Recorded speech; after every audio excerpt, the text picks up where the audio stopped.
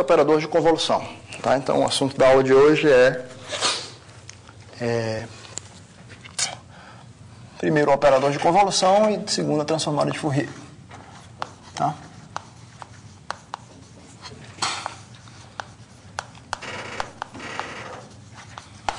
Operador de convolução, primeiro tópico do dia, segundo tópico do dia, transformada de Fourier, né? São duas coisas que sempre caminham juntas, tá? Como a gente já vem falando nas duas primeiras aulas, já defini para vocês, então se eu te dou duas funções f e g, esse meu operador de convolução é uma terceira função chamada f asterisco g, né? Na verdade é f de x menos y, g de y, dy. Tá? E por uma mudança de variável, isso aqui é igual a, se você quiser botar o x aqui, não tem problema.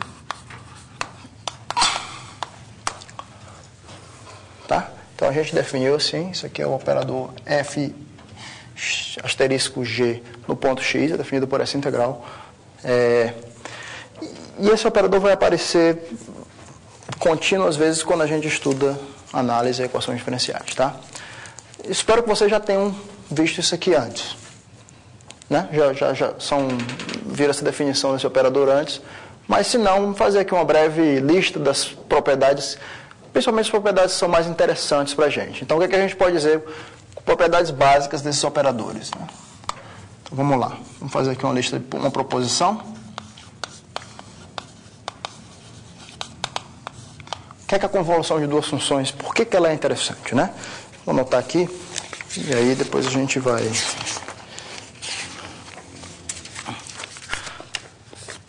Vamos ver se é necessidade da gente provar ou não. Primeiro, a primeira propriedade interessante que segue da definição é o seguinte. É que esse cara aqui é um operador que ele é simétrico, né? F estrela G é igual a G estrela F. E também ele é bilinear em cada entrada. Tá? Esse operador ele é bilinear e simétrico. Tá? Isso aqui é claro da definição. Tá? Segunda propriedade é que ele é transitivo. Ou seja, F estrela G estrela H é igual, na verdade, F estrela G estrela H. Tá? Também você pode, basicamente, escrever as duas expressões e ver que elas são iguais. Tá? Eu vou anotar aqui, depois a gente vê se tem alguma que a gente sente a necessidade de provar. Translação. O que acontece quando eu faço translação? Né? Para um certo z em Rn, né? Você tem a seguinte propriedade. Translação, vou denotar assim. Fg é basicamente igual a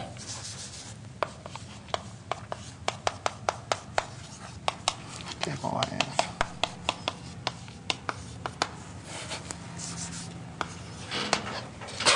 Tá? Lembrando, gente, esse operador aqui que eu estou levantando como tal, aqui, tal para mim é o operador de translação, né? Tal z de uma função f no ponto x nada mais é do que, vamos definir aqui como sendo f de x menos z. Tá? Ou seja, então, quando eu pego a translação, aplico a translação na convolução, eu poderia aplicar a translação na f ou a translação na g e depois pegar a convolução. E a última propriedade é relacionada ao suporte. Tá? Então, se eu pego duas funções de suporte compacto, né? Imagina, se eu pego f e g de suporte compacto, a convolução f estrela g só pode existir na soma do suporte. Também tem suporte compacto, só pode existir na soma do suporte da f com o suporte da g. Tá? Então, isso aqui, como é que a gente denota? Vamos dizer assim, seja A, né? Esse conjunto aqui de x mais y, onde x pertence ao suporte da f e y pertence ao suporte da g, seja A o fecho desse cara aqui. Então, suporte de F asterisco G está contido em A. Tá? Então, eu queria primeiro mostrar para vocês essas 4 propriedades básicas. Né? Facilmente vocês podem verificar esses 3 primeiros, essa última também, mas algumas palavras nessa última propriedade, o que é o seguinte, né? Se você tem, basicamente, F e G com suporte, quer dizer, esse resultado só é interessante se elas tiverem suporte compacto, né? Se F e G, por exemplo, tem suporte compacto, quando eu for fazer essa integral aqui no Rn, né?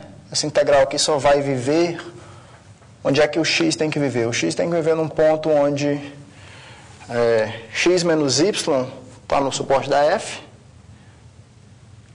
tá? E y está no suporte da G.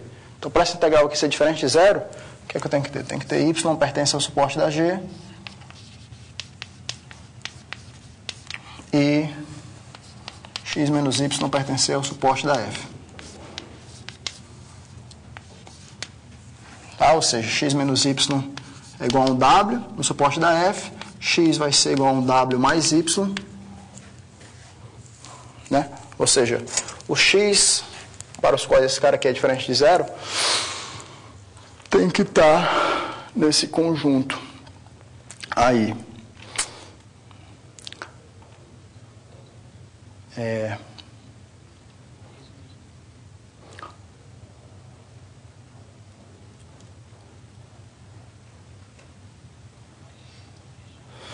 Tem que pertencer a esse conjunto aqui, a soma dos 2 suportes. Tá? Porque se o x não pertencer a essa soma, vamos ficar, mas se o x não pertencer a essa soma, sempre um desses 2 caras aqui vai ser zero. Tá? Sempre um desses 2 caras aqui vai ser zero, então você vai estar integrando zero. E esse f convolução com g vai dar zero. Tá? Então, para você integrar uma coisa que não é zero, para você ter um termo aqui na integral que você está fazendo em y que não é zero, é preciso que o y esteja no suporte da g e esse x menos y esteja no suporte da f. Ou seja, é preciso que esse x seja um w mais y, onde o w está no suporte da f e o y está no suporte da g. Ou seja, é preciso que o x esteja nesse conjunto aqui. Ou pelo menos no fecho dele. Tá? Você pegar para fazer um suporte compacto. Tá? Mas o que é interessante nessa propriedade é o seguinte, né? Se a minha função g tem suporte compacto e a minha f tem suporte compacto, então a f convolução com g tem suporte compacto. Tá? Você pode pensar na figurinha do seguinte tipo. Olha, se a minha f tem um suporte nesse círculo aqui e a minha g tem suporte num círculo maior, tá? Então você pode somar os raios dos 2 círculos, se você quiser, e dizer que a f convolução com g tem suporte num círculo gigante maior. Tá? Basicamente isso. Bem, então isso aqui, a prova fica como exercício dessas propriedades para vocês, tá? A prova disso fica como exercício. Tá? Para a gente andar, de certa forma, mais rápido, alguns detalhes que vão ficar aqui na sala de aula, ou vão ficar como exercícios para vocês fazerem, para treinar, ou vão ficar para vocês lerem nas notas, ou então vai ficar alguma lista de exercício. Tá? Se alguém tiver alguma dúvida, só falar. Professor, não está claro isso aí, realmente isso aí eu acho difícil, a gente faz aqui na sala. Tá? Mas eu acredito que seja tranquilo para todo mundo verificar isso aí. Dúvidas? Seguimos em frente? Né?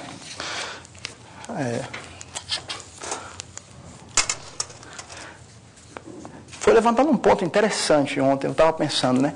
Realmente aqui na sala, na frente das câmeras, a gente não pode falar o que a gente quer. Nem tudo, né? Então a gente tem que ter cuidado, assim, quando for emitir nossas opiniões, né? E fica claro que a opinião não é da instituição, e sim pessoal. Então a gente não pode falar mal de ninguém aqui, né?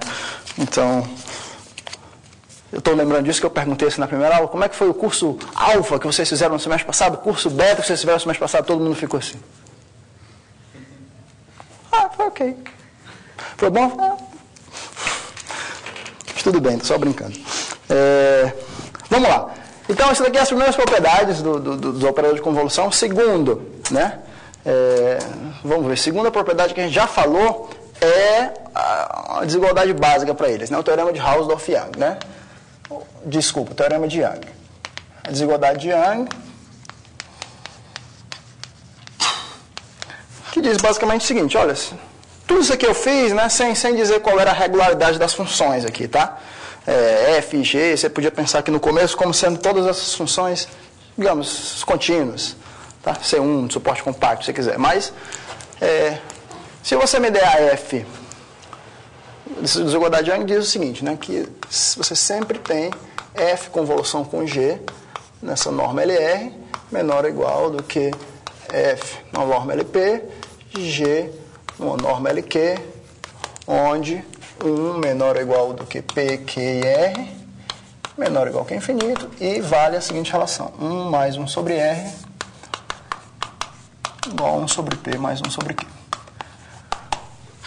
Né? A gente viu na aula passada por que essa desigualdade aqui só podia valer para esses índices aqui, tá? Aquele truque de mudança de escala, né? Você fazer as dilatações, né? E a gente também provou de várias formas diferentes por que essa desigualdade aqui vale para esse índice, né? Em particular usando o teorema de interpolação de Riesz. A gente faz para uns pontos, uns endpoints e depois completa o convex hull. Em particular isso aqui, se você fosse realmente, quando você vai ver nos livros ou até na nota, não vou escrever aqui no quadro, mas a maneira como você anuncia isso aí é: se f é uma função em LP e g é uma função em LQ, então a convolução f asterisco g está definida QTP e essa função f asterisco g pertence ao LR.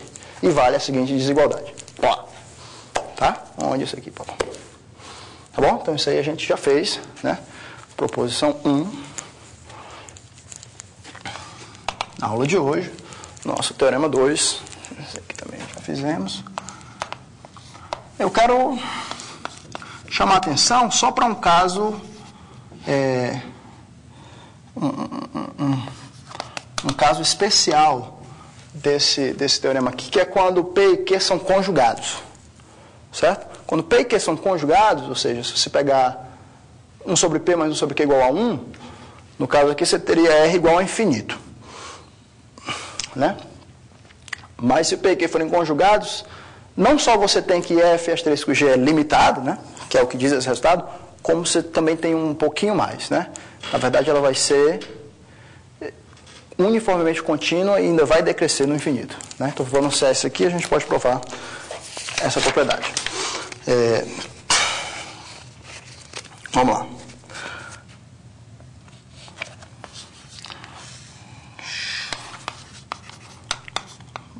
Vamos pensar na seguinte coisa. Menor que PQ menor ou igual que infinito, tais que 1 sobre P mais 1 sobre Q igual a 1. Ou seja, se eles são expoentes conjugados. Né? Então, a convolução de F e G é limitada e uniformemente contínua.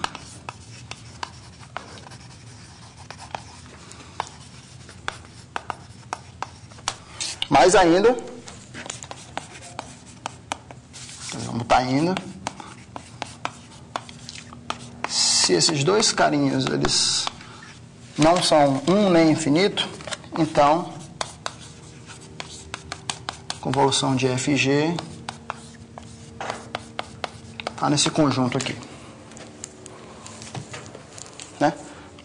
Se você pegar dois expoentes conjugados, então eu vou estar te dizendo que isso daqui é limitado e uniformemente contínuo. Limitado não é surpresa, é por isso aqui. Tá? Vamos provar que ele é uniformemente contínuo. Mais ainda, se esses dois carinhas não são 1 nem infinito, então F asterisco G. Nossa, esse asterisco ficou feio pra caramba. Vamos ajeitar o asterisco aqui. F asterisco G está nesse espaço aqui, C0 de Rn. Quando eu botar um zerinho aqui embaixo, né? Então só uma questão de notação, lembrando a notação para vocês, como eu estava escrevendo aqui, né? Nós sempre vamos denotar por CK, K em cima, funções que são contínuas de ordem K. Tá? Então, CK de Rn, funções contínuas de ordem K. Né? CK, quando eu botar um C embaixo, isso aqui quer dizer funções CK de suporte compacto. Tá? E esse novo espacinho que eu estou botando aqui, C0, Tá? São, na verdade, funções que se anulam no infinito. Ou seja, funções que vão para zero no infinito. Dado qualquer epsilon, existe um compacto K, tal que fora desse compacto K a função é menor do que epsilon. Tá? Então, essas funções aqui são funções que se anulam no infinito. Vamos botar assim, tá?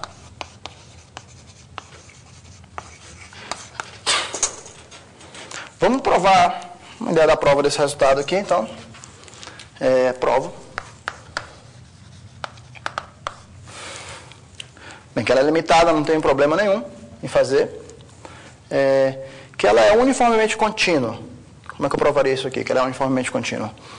Bem, eu teria que pegar f de f asterisco g no ponto x e diminuir f asterisco g no ponto z. Tá?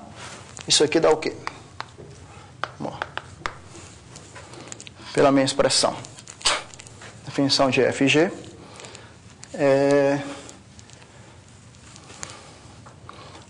poderia fazer isso aqui dá integral. Vamos usar aquela primeira forma lá. F de x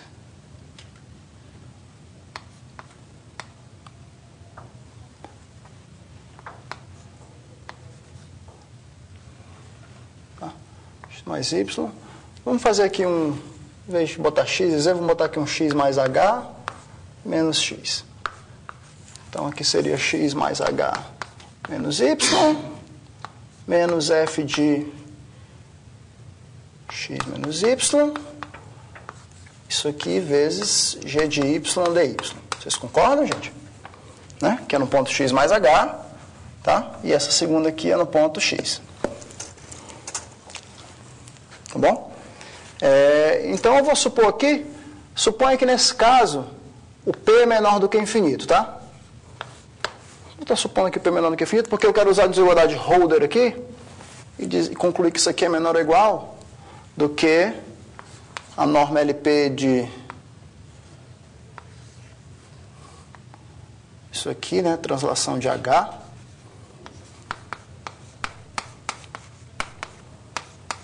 vezes a norma LQ de G.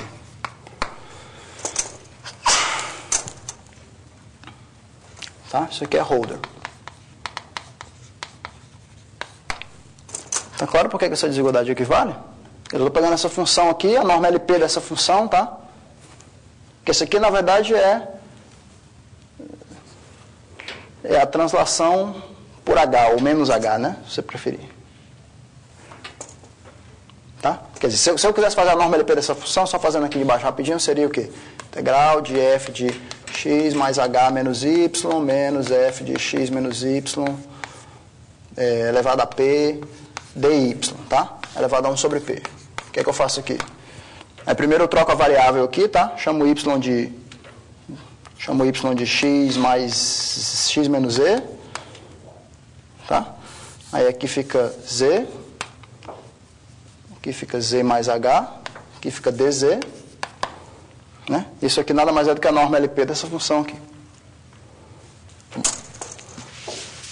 Só que o que acontece, né? Vocês lembram que essa translação quer dizer, G na norma LQ está fixo, esse cara aqui está fixo, você pega o H, você manda o H para zero, translação na norma LP é uma coisa contínua. Tá? Lembre-se que, vou usar esse fato aqui de medida, TH de F converge para F em LP, tá? Desde que P seja entre 1 e infinito, não é igual a infinito, né? Quer dizer, translação é uma coisa contínua. Você pode escolher um H tão pequeno de modo que isso aqui vá para zero, né? Então isso aqui finaliza a prova, né? Quer dizer, isso aqui é independente do x, tá? Independente de qualquer x, eu cheguei nessa desigualdade aqui, então, dado qualquer epsilon, existe H menor do que delta, tal que f de x mais H menos f de x é menor do que epsilon. Tá? Estamos usando esse fato aqui, que as translações na norma LP são coisas contínuas.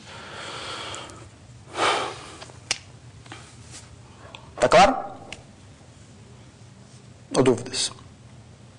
Se tiverem dúvida, não tem problema perguntar. Todo mundo lembra desse fato aqui? Mais ou menos? Então, como é que você provaria, por exemplo, que a translação é contínua na norma LP? Né? Você pode tentar provar primeiro para uma função... Lembra, todo um fato desse tipo, como é que você prova? Você pega primeiro uma step function, uma função que é uma função característica do intervalo, por exemplo. Né? Você pega uma função característica do intervalo e verifica essa propriedade. Você pega um cubo, né? Sei lá, ou um intervalo na reta, né? E pega um transladado dele, né? Só um pouquinho para cá. Quando eu fizer um transladado dele, essas funções vão ser quase iguais, a não ser por um pouquinho do intervalinho que faltou, né? E esse pouquinho do intervalinho eu posso fazer tão pequeno quanto eu queira, ou seja, quando o H vai para zero, com certeza essa função vai para essa na norma LP, se eu pegar a norma LP do pedacinho que faltou. Legal, então você tem essa propriedade aqui para um intervalo, da mesma forma você estende para uma combinação linear finita de intervalos com coeficientes, e aí depois você faz o argumento de densidade, né? Dado qualquer função f no LP, você pega uma função, uma combinação linear de intervalos que está suficientemente próxima dela, tá? Faz aquele jogo de fazer três desigualdades, três quebrar em três, né? E verifica essa propriedade, tá? Pronto, com isso a gente tem isso aqui. Na a segunda propriedade, né? Por que ela vai para zero no infinito, né? Por que ela vai para zero? Por que ela vai para zero aqui quando eu vou para infinito? Na verdade, eu vou usar um argumento parecido com esse. Né? Na verdade, eu vou usar um argumento parecido com esse. Vamos supor primeiro. Então, o que é que eu quero provar na segunda parte? Se 1 menor do que P, menor do que Q, menor do que infinito, eu quero provar que F convolução com G vai para zero no infinito. Ou seja, eu quero provar que dado epsilon maior do que zero, existe um supercompacto K, contido em Rn, tal que F, asterisco G, em X é menor do que epsilon, se o X estiver fora de K. É isso que eu quero provar. Tá? Aí vamos lá. Vamos tentar fazer o argumento dos epsilons aqui. Como é que a gente faz? Primeiro, eu vou usar aqui P e Q estão entre 1 e infinito, então eu posso aproximar, né, por step functions. Por funções de C infinito suporte compacto. Ou seja, então escolha a sequência Fn, sei lá, escolha Fn, vamos fazer o seguinte, escolha F tilde, tá? Pertencente a C infinito de suporte compacto, tal que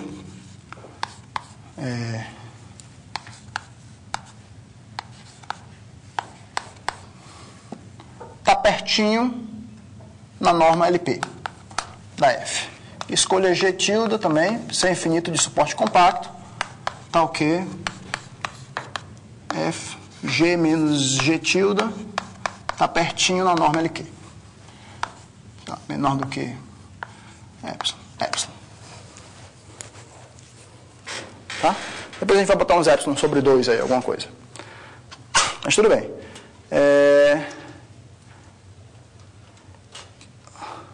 Então eu quero olhar para F convolução com G. Eu quero transformar mais ou menos no F tilde convolução com G tilde. Né? Então vou fazer o truquezinho, vou somar e diminuir F tilde, somar e diminuir G tilde. Né? Isso aqui vai ser igual ao quê? Vamos lá, então F menos F tilde convolução com G, né? Mais F tilde convolução com G. Tá? Não fiz nada, somei e subtraí. Agora eu vou pegar aqui G menos G tilde. Vou somar. Pronto. Vamos escrever dessa forma. Certo? Aí o que acontece? Aí vamos lá. Então vamos analisar isso aqui. F convolução com G num ponto X. Pega um ponto X qualquer. Tá? Pelo P e o Q serem conjugados, isso aqui, em valor absoluto, é menor ou igual do que LP, LQ. Usando desigualdade de Young aqui. Né? Mesma coisa aqui. F tilde, G menos G tilde. LP, LQ. Tá? Mais... Então, esse cara aqui, né? F tilde, ponto X. Então, o que acontece, né? Esse cara aqui é limitado. A norma de G em Q é dada inicialmente. Tá? E esse cara aqui é menor ou igual que epsilon, por definição. Então, isso aqui é menor ou igual do que epsilon, digamos, M de G, que é dado inicialmente, mais isso aqui, mesma coisa, menor do que epsilon, e a norma LP de F tilde converge para a norma LP da F. Você pode sempre pensar que você está aproximando por baixo, ou se você quiser botar aqui a norma LP de F tilde é menor ou igual que 2 vezes a norma da F. Tá? Não tem problema. Você vai botar aqui a norma 1M de F vezes epsilon, mesma coisa. E em terceiro lugar, o que é que você tem? Isso aqui, lembrando, para todo ponto X. Para todo ponto X, isso aqui é menor ou igual que isso, menor ou igual que isso. E aqui no final, lembre-se que você tem F tilde e G tilde tem suporte compacto. Tá? Como a gente tem suporte compacto, pela propriedade que está escrita bem aqui, a convolução de F tilde e G tilde tem suporte compacto grande. Ou seja, então fora de um grande compacto K, esse cara aqui na verdade é zero. Tá? Mais zero se o X não está num compacto, digamos, K.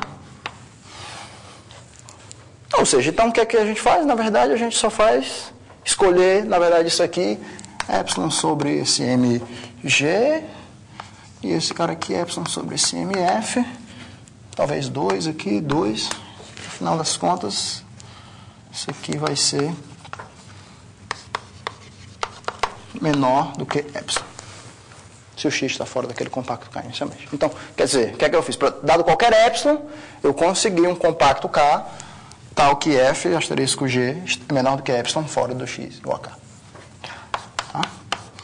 Argumento clássico de análise real. Né? Toda vez que você tiver um statement, uma coisa para você provar a respeito de análise real, a respeito de espaço de funções, né? 99% das vezes você vai provar para uma subclasse densa de funções, tá? Mais fácil, né? Ou funções contínuas em suporte compacto, ou funções características de intervalo, ou funções na classe de Schwartz, né? Nunca ataca o problema de cara nas funções mais difíceis. Sempre faz uma coisa mais fácil e depois estende. Sempre um dos desigualdades desse tipo, né? Esse é o truque que eu falei de somar e subtrair para ficar com 3 coisas, tá? Mesmo argumento pode ser usado para provar aquele statement lá que eu falei, né? De que a translação é contínua na norma LP. Exercício para vocês. Então, isso aqui a gente acaba a prova desse teorema. Legal? Bom, por que isso aqui é tão importante para a gente? Por que eu vou gostar muito desse operador de convolução? Porque isso aqui, ele, na verdade, é um operador que regulariza uma função. Né? Esse é um operador que regulariza uma função. Né? Então, eu vou escrever aqui para vocês. Nessas propriedades regularizantes, né? O que é que você pode dizer sobre a regularidade desse cara?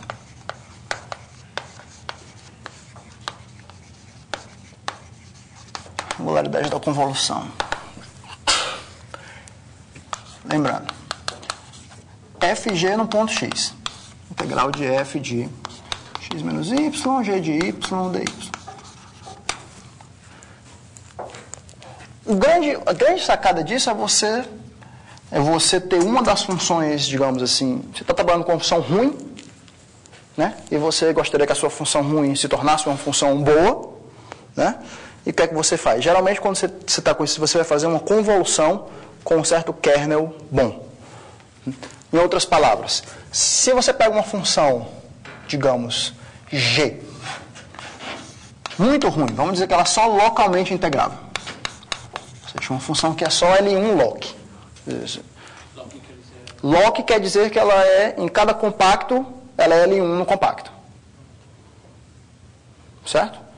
Ela pode não ser L1 no Rn, mas em cada compacto, se você integrar é f de x dx. Em qualquer compacto K, isso aqui é menor do que infinito. Isso aqui é a definição de L1 loc. Mesma coisa para LP log, LP local.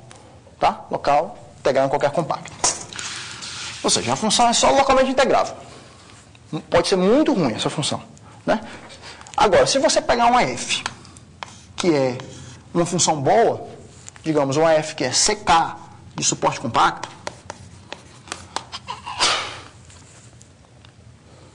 o que acontece? A propriedade de regularidade da f automaticamente se transfere para a convolução.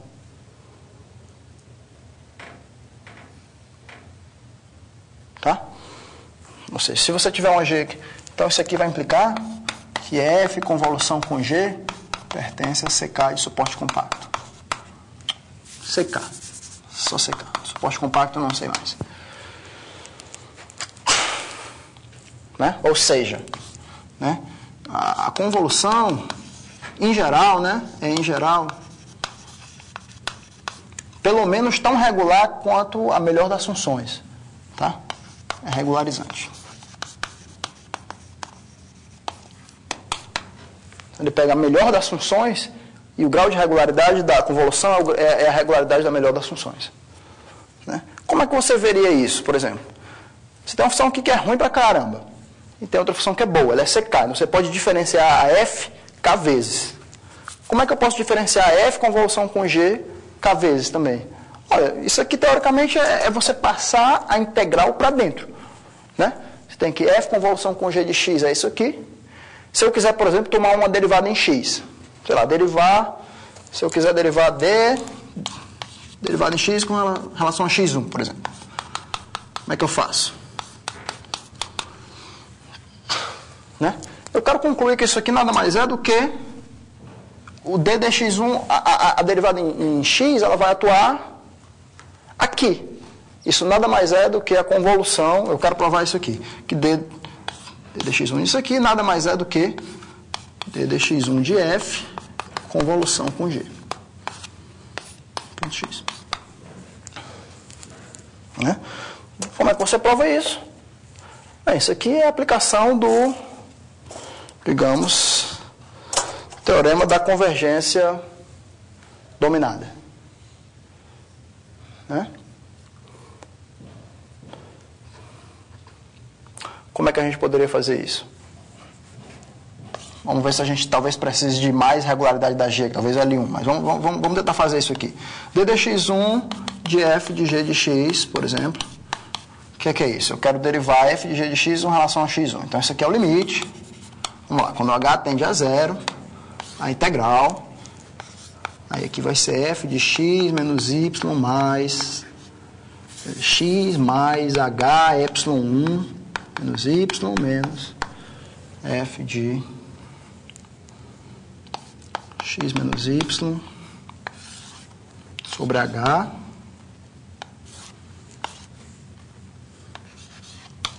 g de y dy.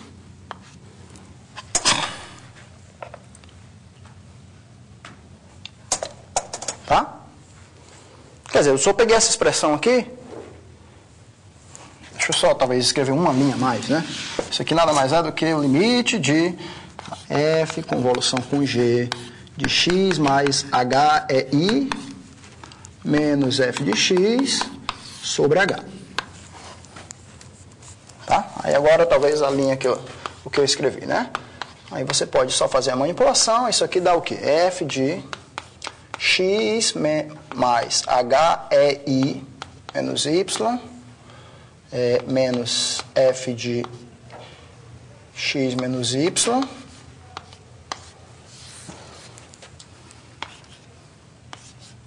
g de y dy aqui sobre h.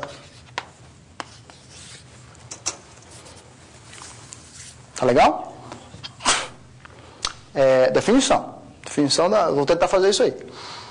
Mas agora veja bem, estou integrando aqui em Rn. O que acontece? Na verdade, essa integral aqui ela não é em Rn. Ela não é em toda Rn. Por quê? Por que ela não é em toda Rn?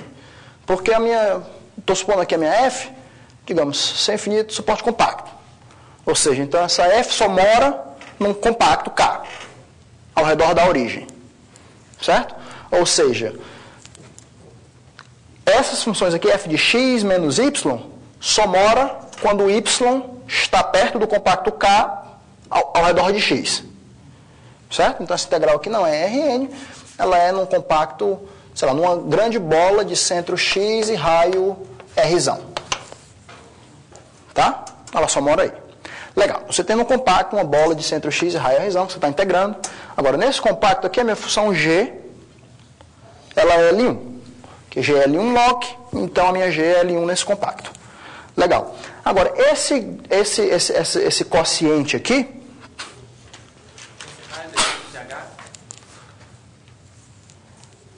isso aqui, como o h vai para zero, né? Você pode pensar que o h é sempre menor que 1. Tudo bem. Você pode botar o R original mais 1, se você quiser. Tá? Vamos lá, eu estava nesse quociente. Então, essa G aqui é L1 nesse conjunto. Esse quociente aqui, na verdade, ele é limitado.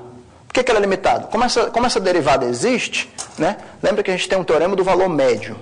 Vocês lembram, mas esse quociente aqui, para qualquer H, ele é, na verdade, a derivada da F em um ponto vezes aquele H. Né? Então, o que é que vale aqui no meio?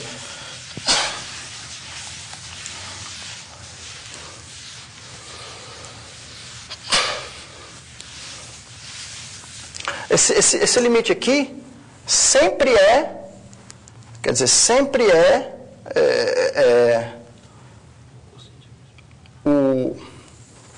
esse asterisco aqui, vou marcar aqui, asterisco, sempre é igual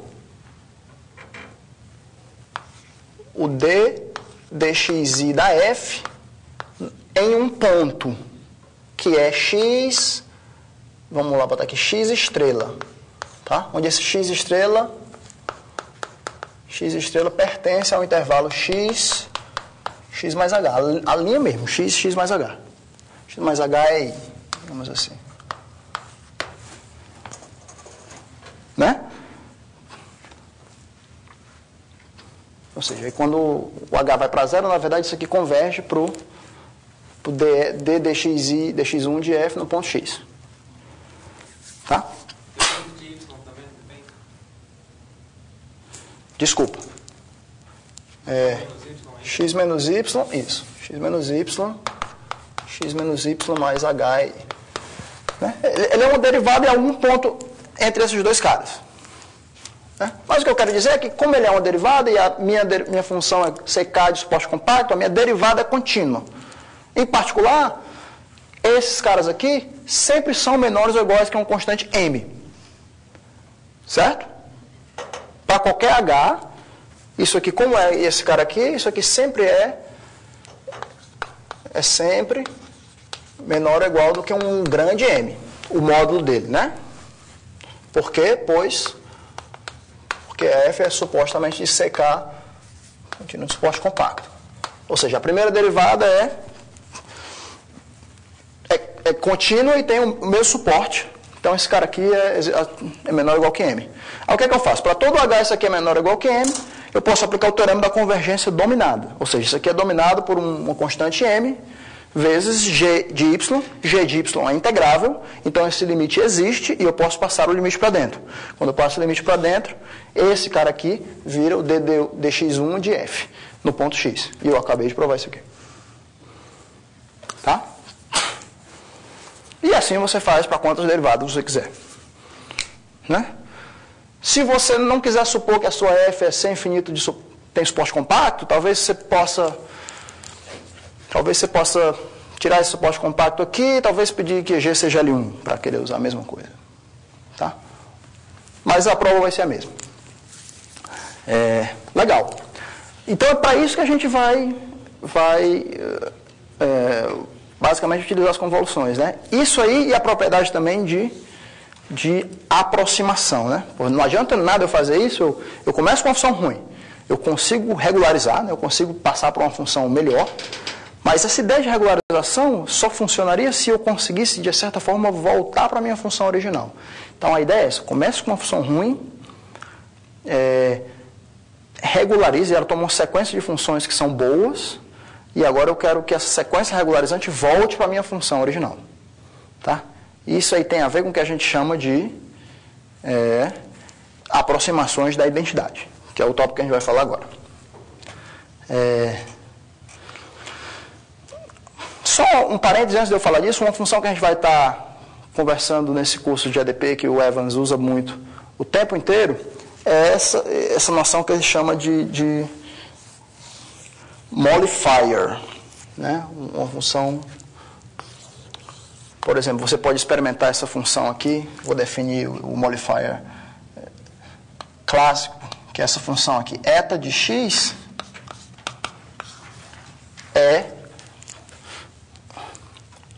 porque sempre a gente fala, né? Toma uma função C infinito, suporte compacto, não sei o que e tudo, mas não sei se alguém já mostrou alguma vez a cara de uma dessas funções, né? Porque todo mundo sabe que, sei lá, e elevado a menos x2 é C infinito, decai no infinito, mas existem... Tudo que você quiser fazer de análise em respeito a colar coisas, descolar, né? Vocês já devem ter visto argumentos antes na vida de vocês, que às vezes é o seguinte, você pega um conjunto... Você está aqui no R2, né, pega um círculo aqui e pega outro círculo maior. Você quer construir uma função que é 1 nesse círculo aqui e que é 0 aqui fora. Né? E aqui você tem que cair, né, daqui para cá, aqui para cá. Você tem que cair, mas o cara quer que seja sem infinito nesse toque aqui, sem infinito aqui. Então, esse tipo de construção é clássico, sempre é possível. Né? As pessoas usualmente não fazem isso aí mais. Né? A pessoa só diz, ó, toma uma função desse tipo, blá, blá, blá, blá, blá, blá. Mas é bom, uma vez na vida, você ver a cara dessas funções, realmente tentar ver ali que ela existe, tentar colar no ponto ali, para você se convencer de que você pode começar a fazer parte do clube das pessoas que falam, toma uma função desse tipo aqui, blá, blá, blá, blá, blá, blá. Não é porque você fez alguma vez na vida antes e está convencido que funciona. Tá? Mas só para vocês exercitarem esse movimento, se você considerar essa função aqui, eta de x igual a c elevado a exponencial de 1 sobre x2 menos 1, se o x, modo de x for menor do que 1, e 0. Otherwise, né? Essa aqui é uma função, né? Ela é sem infinito de suporte na esfera, né?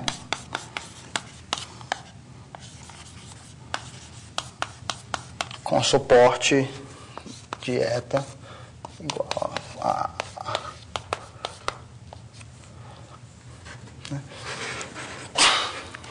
Essa aqui é uma função com suporte. E você pode escolher essa constante aqui na frente.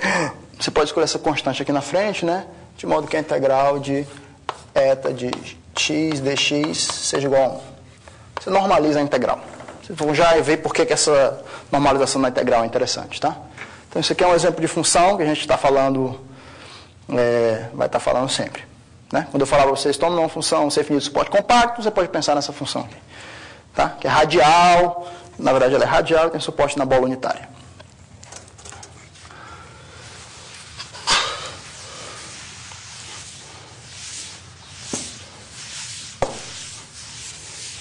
Legal. Então, a gente está falando de convolução, né? O próximo tópico que eu queria falar para vocês também já falamos sobre a regularidade, agora eu queria falar um pouco sobre o que a gente chama de aproximações da identidade.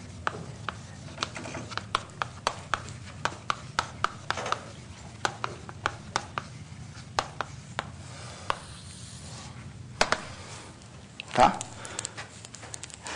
Chegaram a ver isso no curso de medida? Sim? Então, só uma revisão. Vamos ver se vocês vai ser uma revisão, ou para quem não viu, de ver pela primeira vez, né? O que é isso? Na verdade, eu vou começar com a função φ no L1. Tá? Seja φ uma função no L1 de Rn, função integrável. Tá? Eu vou definir aqui uma sequência de funções, que no caso eu vou defina φt, definir φ com o parâmetro t de x. Isso aqui não vai ser um pouquinho diferente da dilatação que eu mostrei para vocês no outro dia, que eu estava falando até nessa parte do quadro, que eu tinha definido φ delta de x como sendo f de delta x. Tá? Vou definir um pouquinho diferente, mas também é no mesmo espírito. É uma dilatação, né? Φt de x para mim vai ser... T aqui é um parâmetro maior do que zero, número real. Φt de x é 1 sobre t elevado a n, φ de x sobre t. Tá? Então, vou definir φt como sendo isso aqui. Observe que φ1 é igual à minha função original. O que é que isso aqui está fazendo? Então, em primeiro lugar, observe o seguinte. Observe que a integral de φt de x dx, o que acontece se eu for fazer essa integral aqui no Rn, né? Essa integral aqui é a integral, vamos lá, vamos embora fazer. Em Rn, φt de x é 1 sobre t elevado a n, φ de x sobre t, dx. Aí aqui eu mudo as variáveis, né? Eu chamo x de t vezes w. Então, essa integral aqui vira integral em Rn de 1 sobre t elevado a n, φ de w, dx. Agora o meu dx é t elevado a n vezes dw. Lembrando que eu estou no Rn, né? Esse t elevado a n corta com esse t elevado a n. Essa é toda a razão por esse cara estar aqui, né? E essa integral fica igual à integral de φ de w dw. Ou seja, independente do parâmetro t, a integral desse cara aqui é a integral da função original. Tá? Então, basicamente por isso... Isso aqui é uma dilatação, né? Se você pensasse do jeito que eu tinha falado antes, eu só estou trocando, em vez de estar multiplicando por t, eu estou dividindo por t. Isso aqui é uma dilatação multiplicada por uma certa constante que deixa a norma, a integral da minha função constante. Tá? Agora vamos ver o que é que esse cara aqui está fazendo. Tá? O que é que esse cara aqui está fazendo? Se você começa com uma φ... Você começa com uma φ e você acaba com essas funções φt. O que é que acontece quando eu mando o t para zero? Né? Então vamos lá, vamos pensar aqui o seguinte. O cidadão começou aqui com a função φ, legal, a função φ era assim bacana, φ. Φ no tempo t igual a 1. Né? O que é que vocês imaginam? Vamos dizer que a minha φ tinha suporte compacto aqui. Né? O cara começou aqui com suporte compacto aqui, ela acabou aqui, vamos lá, menos 1. Não sei que eu estou na reta mesmo. O que é que vocês acham que acontece com a minha φ t quando t vai para zero? Quando o t vai para zero, né? Lembrando que φt é igual a 1 sobre t elevado a n, φ de x sobre t. Ou seja, se originalmente a minha φ de x aqui só existia quando x estivesse entre menos 1 e 1. Aqui, então, a minha φt só existe quando x estiver entre menos t e t. Então, se o t for pequeno, ela está bem aqui, menos t e t. Certo? Além disso, né, o valor máximo que ela atingia aqui era um certo m. Na origem, digamos aqui, 0. Certo? E o valor máximo que ela obtém aqui no zero é m sobre t elevado a n. Só que como t é pequeno, se você dividir por t elevado a n, ficou no meio grandão, né? Então aqui fica... O que essas funções estão fazendo é assim. Né? E a massa, quer dizer, debaixo dessa função aqui, essa massa que a função delimita, a integral da função é a mesma, né? Então você pode pensar que essa massa aqui é a mesma. M sobre t elevado a n. Então essas funções aqui estão convergindo para esse cara. Quem é esse cara aqui no limite? Vocês já ouviram falar dessa função aqui no limite? O pulso, tem vários nomes, né? Mas a gente pode chamar de Dirac-delta, né? O Dirac-delta, na verdade, é uma medida singular no Rn, né? Quer dizer, no espaço do Rn, todas as medidas que são absolutamente contínuas em relação à medida de Lebesgue, as medidas são singulares. A medida de Dirac, né, ou delta de Dirac, na verdade é uma medida em Rn, tal que a medida do ponto zero é 1, né, e a medida e só. A medida do ponto zero é 1 e todo o resto é zero. Ou seja, se um conjunto contém o zero, a medida dele é 1. Se o conjunto não contém o zero, a medida dele é zero. Né? Isso aqui é o chamado, né, converge para o...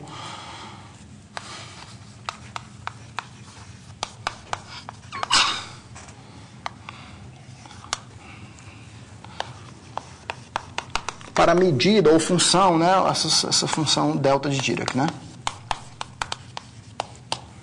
Não sei se vocês lembram dessa medida aqui, né? O que é a delta do conjunto A? A delta do conjunto A é basicamente 1 se o zero pertence ao A e 0 se o zero não pertence ao A. Isso aqui é a medida delta de Dirac aqui, né? Ela, na verdade, se você integrar qualquer função, agora vem o truque interessante, né? Imagina o seguinte, você quer integrar uma função no Rn, uma f de x, e você quer integrar com respeito a essa medida delta de Dirac, d delta de x. Quanto é que dá isso aqui, gente? Dá o f de 0, tá? Isso aqui é a definição, né? Isso aqui dá o f de 0. Ha! Veja bem, tudo bem, que legal. Então o que, é que eu vou fazer agora? Assim, agora...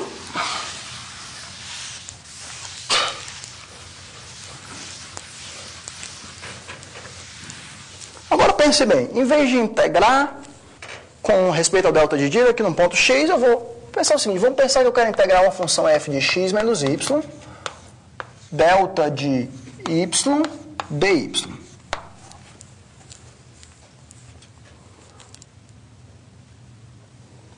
Ou você pode denotar d delta de x, ou você pode denotar aqui como sendo também delta de x dx. Não tem problema não, só uma questão de notação. Quanto é que daria isso aqui? Daria f de x, né? Ou seja, isso aqui só existe, essa integral só existe quando o y é zero. E quando o y é zero, eu tomo o valor f de x. Tá? Observe o seguinte, né? Isso aqui lembra muito uma convolução. E eu estou voltando para a minha função original, f de x. Né? Então, essa é a motivação para esse tipo de resultado. Né? Então, isso aqui é motivação para você investigar a seguinte configuração, que o limite dessa integral aqui, f de x menos y, φ t de y dy, quando t vai para zero, deveria ser o quê? Deveria ser f de x. Né? Porque eu sei que a minha φt, quando ela vai para zero, a minha φt vai para o delta. Né? Então, esse limite aqui deveria ser o f de x.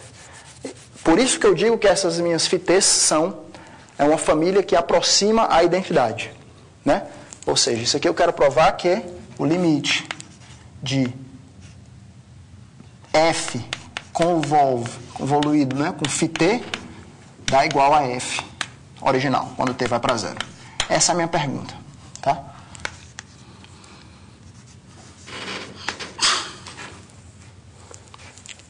Eu vou provar isso aí. Em algum sentido. Em qual sentido? Vamos lá.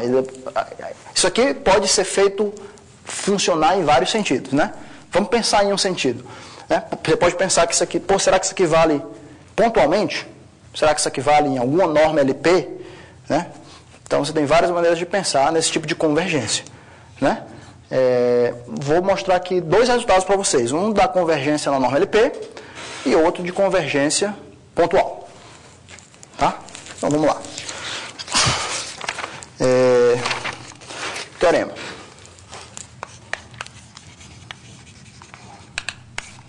Chamado aproximação da identidade. Tá?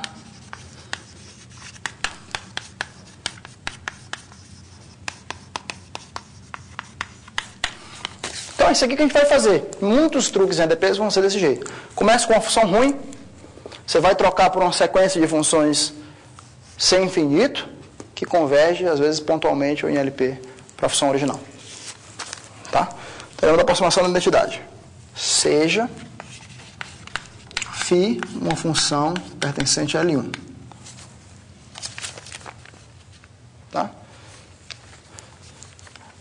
Mais uma vez, desculpa. Tudo que eu falei aqui certo? Foi caso a minha integral da φ fosse 1.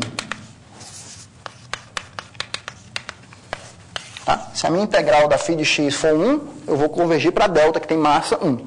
Se a minha integral da φ de x for a, diferente de 1, eu vou convergir para a vezes delta de Dirac, tá? Então, vou botar aqui o caso geral para vocês, seja φ em L1 com a integral em Rn de φ de x dx igual a A. Tá? Então,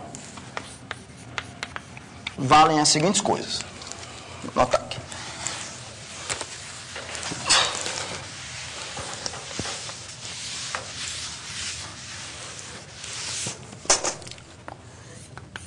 Vale as seguintes coisas. A.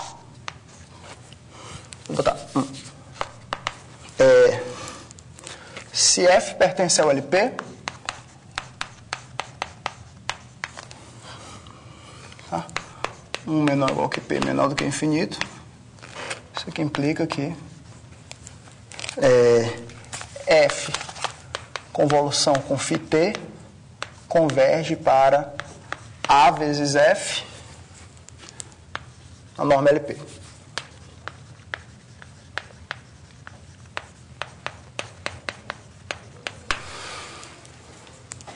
Dois. Se F é limitada e uniformemente contínua,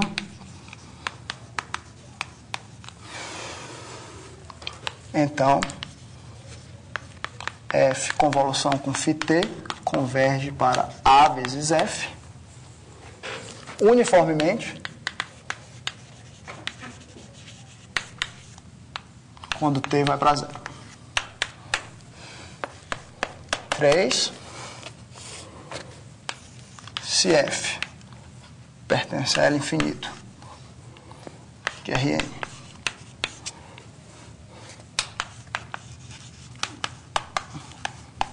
F contínuo, num aberto U, certo?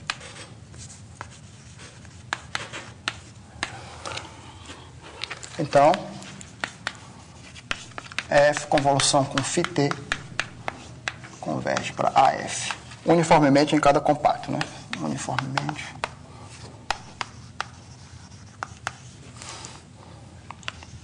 em K contido em U, K compacto.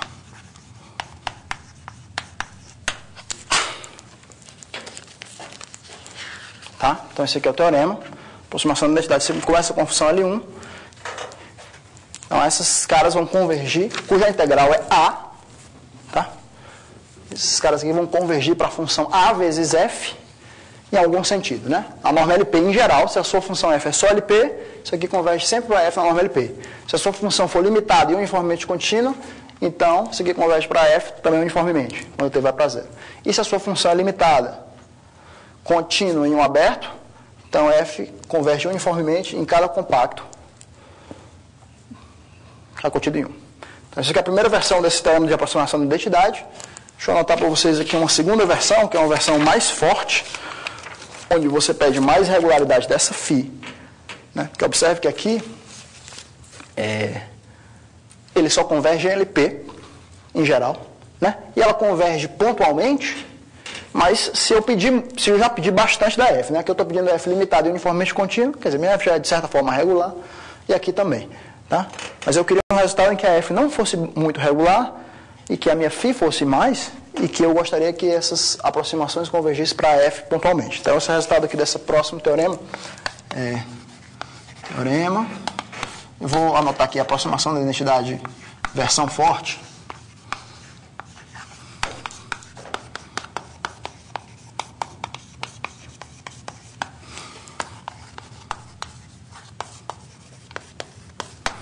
Tá? Isso aqui está nas notas, depois vocês podem checar.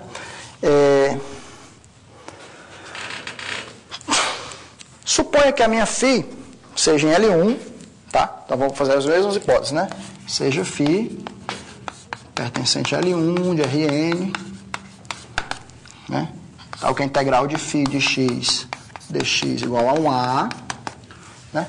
Mas agora suponha ainda que a φ tem um certo decaimento. Ou seja, suponha que a minha φ de x ela é menor ou igual do que 1 sobre 1 mais x elevado a n mais epsilon. Ou seja, suponha que ela tem esse decaimento aqui, né? O que é que eu quero dizer? Essa função aqui, ela é quase integrável, né? 1 sobre x elevado a n é quase integrável em Rn.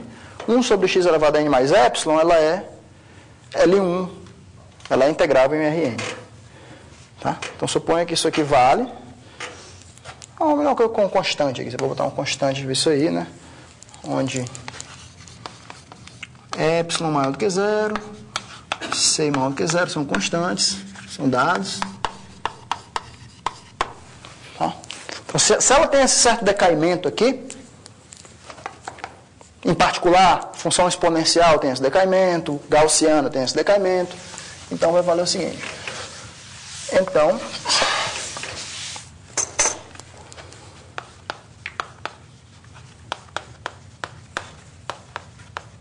para cada P entre 1 e infinito, eu sei que F convolução com φt converge para F, A vezes F, QTP. Tá? Para quase todo ponto. Na verdade, né, converge em todo x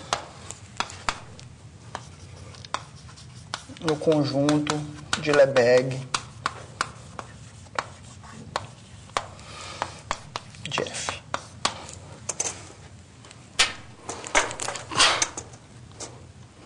Ou seja, moral da história. O que é a aproximação da identidade nessa versão forte? Se você pega uma função que está L1, cuja integral é A, e tem um certo decaimento, bem básico mesmo, isso aqui é bem... não é nada do outro mundo. Então, isso aqui, essa convergência ela é pontual, tá? Para quase todo ponto. Na verdade, essa convergência, isso aqui converge todo ponto no conjunto de Lebesgue de F. Se vocês não estão lembrados do que é o conjunto de Lebesgue de uma função F, vamos lá, só lembrando isso aqui para vocês. Em medida, né, um dos resultados centrais do curso de medida é esse chamado teorema da diferenciação de Lebesgue. O que é o teorema da diferenciação de Lebesgue? Se você me dá uma função f que é L1, tá? Então, se você pegar médias em bolas ao redor de um ponto x, isso deve voltar para o ponto x. Quer dizer, integral de f de x, integral de f de y, dy, numa certa bola de centro x e raio r, média, limite, quando r vai para zero. Você pegar médias em bolas de centro x e raio r quando r vai para zero, isso aqui deve voltar para o f de x, né? Que é o teorema da diferenciação de Lebesgue diz que para qualquer função f, L1 loc, e esse limite volta para f de x, QTP, para quase todo ponto. Né? E o conjunto dos pontos para os quais esse limite volta para esse é chamado conjunto de Lebesgue da função f. Tá?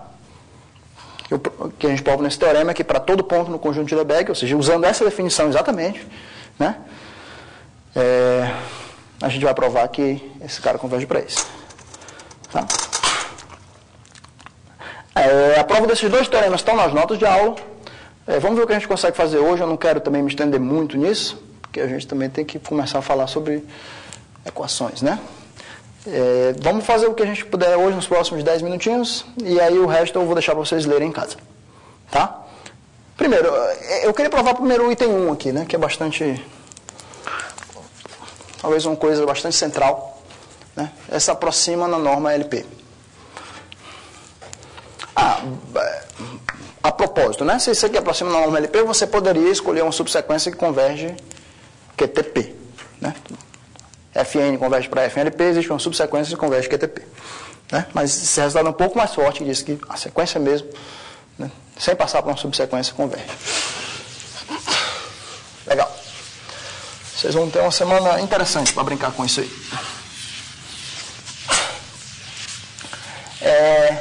Provavelmente a gente vai falar um pouco sobre transformada de Fourier na próxima aula, na segunda-feira, mas eu já vou deixar as notas no website.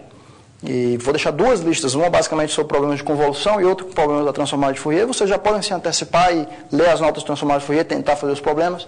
A maioria da teoria da transformada de Fourier é a teoria clássica, né, em L1 e L2. Então imagino que vocês já tenham tido algum contato. E de qualquer forma eu marquei aqui a data para entregar dia 24. Caso seja necessário um pouco mais de tempo para a segunda lista, não tem problema, a gente conversa, tá? E vocês fiquem à vontade para conversar um com os outros, tentarem fazer juntos as coisas, discutirem, tá? Eu quero estimular essa conversação de vocês. A nota aqui a nota de cada um, o conceito de cada um aqui na classe é absoluto, tá? Não é relativo. Eu não gosto desse truque de se eu fui mal, mas se todo mundo foi pior do que eu vou tirar. Não é verdade. Né? Então não se preocupem se você for bem, se o colega foi bem também. O conceito é que é absoluto. Você tem que ser bem por você mesmo, tá? Independente de se comparado com alfa, beta ou gama na turma. Tá legal? Vamos lá. A prova de 1. Como é que eu faço para provar que F convolução com φt converge para A de F? Veja bem, quais são os casos mais interessantes desses dois teoremas, né? Obviamente você pode fazer uma renormalização e transformar o A igual a 1. Né? Por isso que a gente chama a aproximação da identidade. Né? Quando A é 1, isso aqui vira a identidade, volta para F. Então qualquer caso onde o A é diferente de 0, é basicamente equivalente ao caso A igual a 1. Mas o outro caso interessante também é quando esse integral aqui é 0. Né? Quando esse integral aqui é 0, né? Você vai ver que esses caras aqui convergem para 0.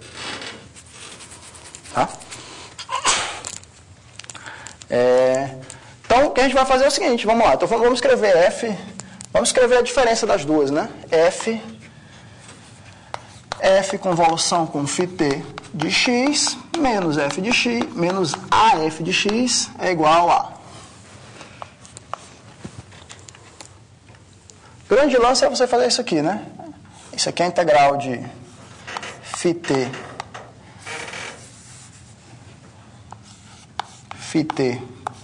de y, dy, certo? Esse primeiro aqui tem um f x menos y, não é verdade?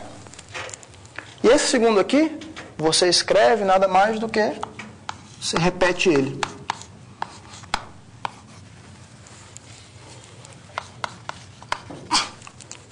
O primeiro é a definição de convolução. E o segundo, na verdade, isso aqui é uma integral que não depende de x, né? Que é só em y. Então você vai integrar em y e vai ver que isso aqui é igual a A. Né? Então você tem AF de x. Você escreve dessa forma. Então vamos lá, vamos reescrever aqui. Então isso aqui é integral em Rn de f x menos y menos f de x. Quem é esse cara aqui? É 1 sobre t elevado a n, φ de y sobre t dy. Agora você troca y por tw. Então isso aqui fica igual a integral em Rn, f de x menos tw menos f de x, né? Φ de w dw. De novo, né? Φ de w, e aí o dy vai ser t elevado a n dw, t elevado a n eu cortei já. Estamos quase lá. Então, isso aqui é igual a isso.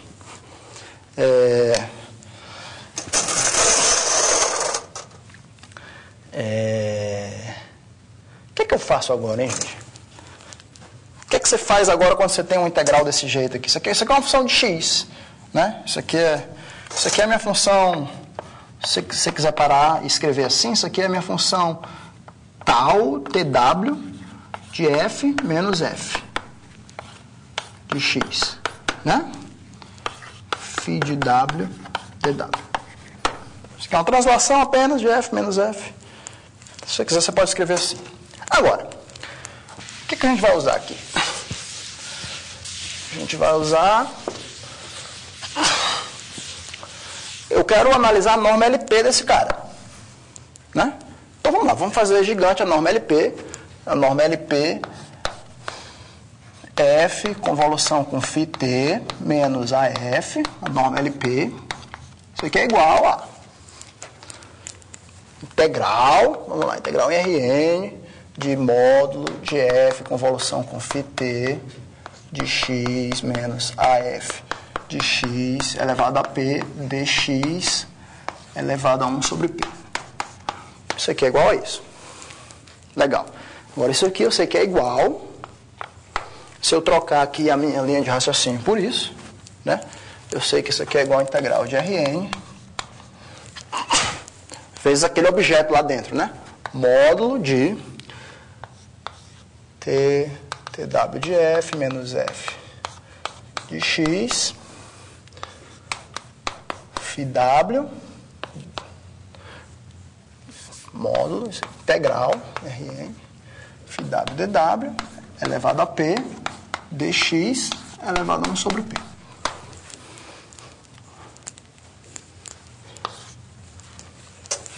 Certo? Deixa eu trocar. O que é que eu posso fazer aqui? Eu vou usar aqui a desigualdade triangular. Tá? Como é a desigualdade triangular? Vocês lembram? Na verdade, se eu disser que eu vou usar a desigualdade de Minkowski para integrais, não sei se vocês nunca viram na vida essa desigualdade de Minkowski para integrais. Por isso eu vou dizer que eu vou usar a desigualdade triangular, que é bem mais fácil. Né? Mas na verdade as duas são a mesma coisa. Então, vamos lembrar aqui, do ladinho, o que é a desigualdade triangular. Bem, desigualdade triangular, vocês sabem, se você pegar duas funções LP, isso aqui é menor ou igual do que a norma LP das duas. Comece com isso. Segundo, poxa, se ao invés de pegar duas funções, eu pegar uma soma de funções. Soma de funções FI, LP é menor ou igual que a soma das minhas funções FI e LP. Legal. Mas a soma nada mais é do que vocês crescem aprendendo que a soma, na verdade, é um integral. Na verdade é, né? A soma, na verdade, é um integral onde você tem uma medida de contagem. Então, aqui o que eu tenho é o seguinte, olha. O que é a desigualdade de Minkowski para integrais na verdade, né? Em vez de você ter uma soma, FI, que na verdade aqui é uma FI de x, né? Função de x. Ou seja, se eu tivesse, em vez de uma soma em I, uma integral, tá? Na variável y. E aqui eu tenho funções f de x, y. E eu estou somando em y. Com uma certa medida. Ou seja, aqui eu estou somando várias funções f, vocês estão vendo? Quando essa minha medida é uma medida de contagem de 1 até n, eu estou somando f1 de x, f2 de x, f3 de x. Mas eu posso, em geral, pegar uma medida qualquer e fazer integral. O que eu quero dizer é que a norma LP disso é menor ou igual do que a soma das normas LPs das funções. Ou seja, mas a soma aqui virou minha integral em y, né? Do que a soma, que é a minha integral em y, das normas LPs na variável x, e eu somo em y. Tá? Então, isso aqui é uma generalização da desigualdade triangular. Isso aqui é conhecido como desigualdade de Minkowski. Desigualdade de Minkowski. Ou desigualdade de Minkowski para integrais, se você quiser. Então, é exatamente o que a gente tem aqui. É exatamente o que a gente tem aqui. Né? Eu tenho aqui uma soma de... Eu estou pegando aqui a norma LP da soma. Tá? Isso aqui é menor ou igual. Isso aqui usando a desigualdade de Minkowski.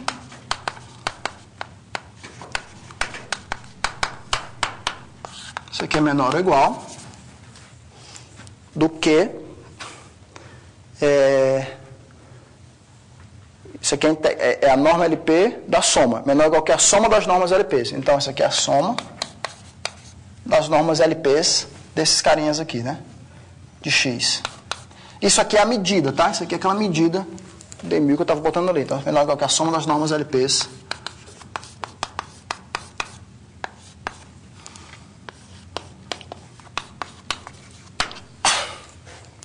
Isso aqui. Tá? dizer aquela desigualdade. Aí eu basicamente acabei, né? Por quê?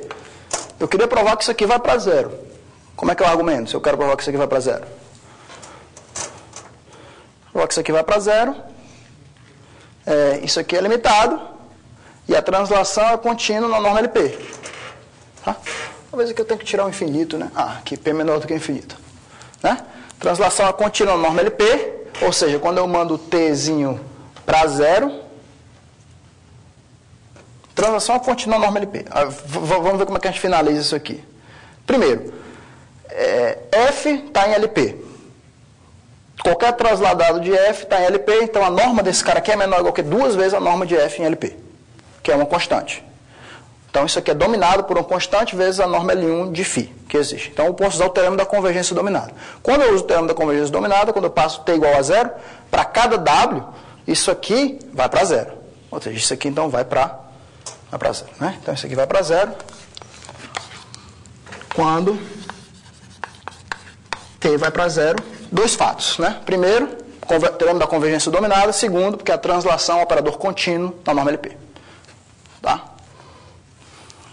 Isso aí acaba a prova desse teorema. Você não podia calcular direto o valor dessa integral, sem usar o teorema da convergência dominada? Por exemplo, isso é um valor constante, né? Ou depende de W? Depende de W. A φ? Não, que está dentro da norma LP. Depende de W também.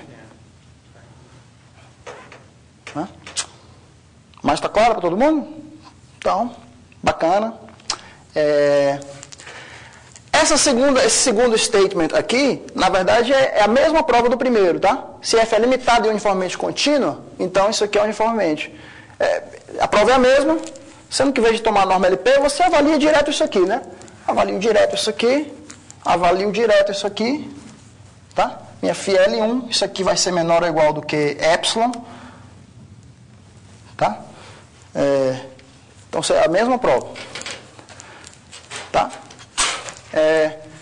Segundo,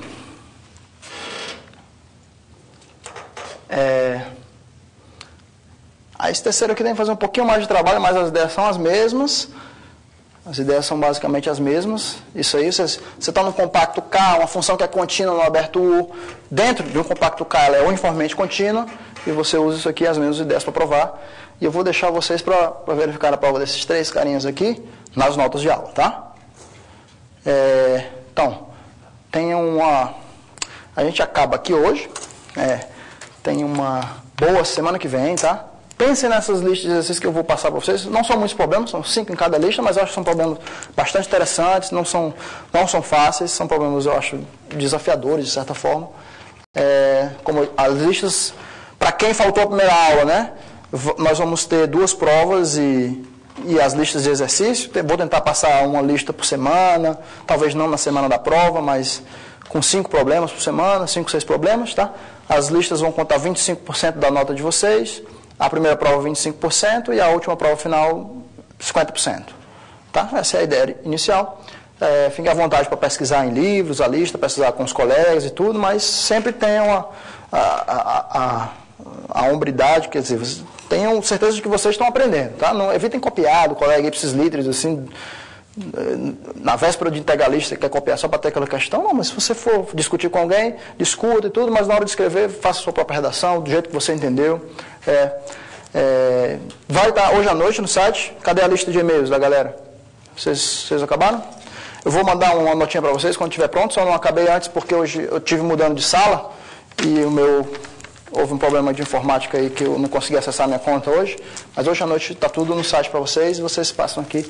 Qualquer dúvida podem me mandar por e-mail também, tá? Vou estar semana que vem fora e a gente resume na próxima segunda-feira, dia 24, dia 22, falando um pouco do transformado de Fourier e começando a falar da equação do transporte e a equação de Laplace. Tá bom, gente? Obrigado.